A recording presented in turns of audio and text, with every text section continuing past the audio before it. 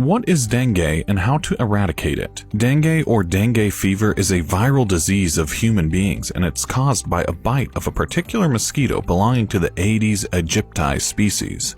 The disease is most prevalent in Southeast Asia, but outbreaks also happen in the Caribbean, Oceania, and the Indian subcontinent. More recently, the incidence of dengue has also been reported to be increased in Central and South America. Dengue fever has come to the limelight these days because of its frequent outbreaks in various parts of the world. Although dengue eradication programs have been launched, the menace seems to be recurrent and difficult to control. The carrier of this disease is a dark and small in size female mosquito belonging to the Aedes aegypti species. It can also be identified by the white lyre-shaped markings and banded legs. These mosquitoes can lay eggs in both natural locations and artificial containers with water. They prefer to lay eggs in dark-colored containers with wide openings in shady areas.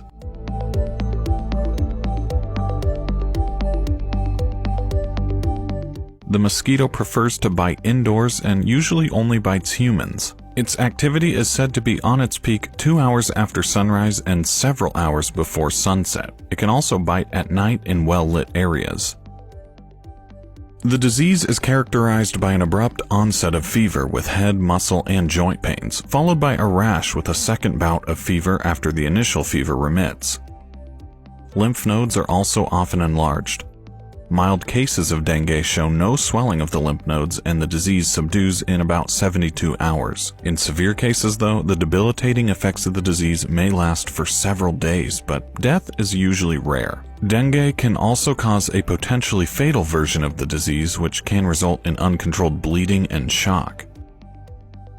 Dengue is initially suspected based on the incidence of exposure to the endemic areas, along with typical dengue symptoms such as characteristic rash with recurrent fever. Diagnostic attempts involve acute and convalescent serologic testing, antigen detection, and PCR of blood. Medicines are given for treatment aimed to reduce the severity of symptoms. For the fatal version of the disease, intravascular volume replacement is added to the treatment protocol because of profuse bleeding. Presently, there is no vaccine available for the disease, so you should try to keep yourself safe from mosquito bites by avoiding mosquito-infested areas. Use mosquito repellents and long-sleeved shirts. Keep your eyes open and eliminate any potential breeding area for the mosquitoes. Use windows and door screens at home and keep the doors and windows closed. Netted beddings have to be arranged for patients already suffering from the disease to stop further spread of the virus through the mosquito. As there are no effective vaccines available for the disease, therefore the only viable way to eradicate the disease is by controlling and exterminating the mosquito populations.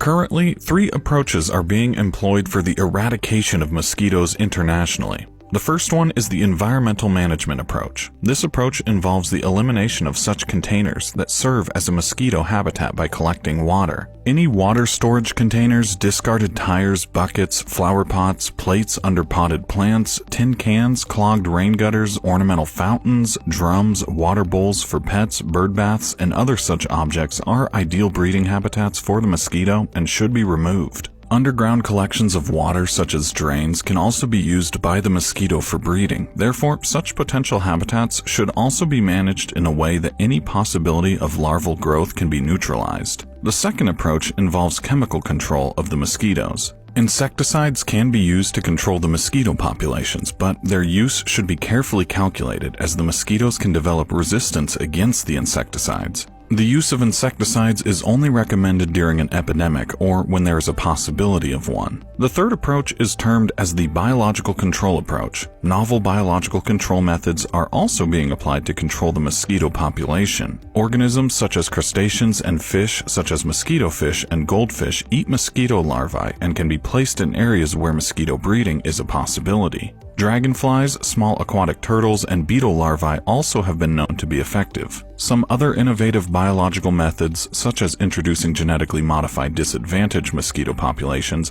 thus weakening the future mosquito progeny or affecting the mosquitoes with bacteria, have also been successfully tried.